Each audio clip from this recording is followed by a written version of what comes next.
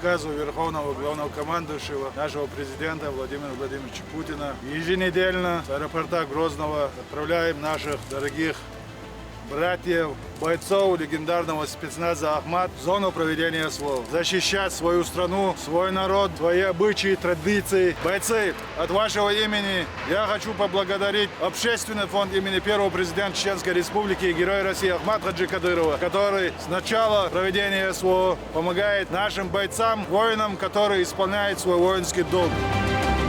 Подготовка отличная, обеспечение замечательное, отношения лучшее. Спасибо Чеченской Республике Рамзану Ахматовичу Кадырову за возможность, предоставленную обучаться в таком месте с такими профессионалами, как наши инструктора. Мы идем туда для того, чтобы был мир во всем мире. Победа будет за нами. Россия – мощь.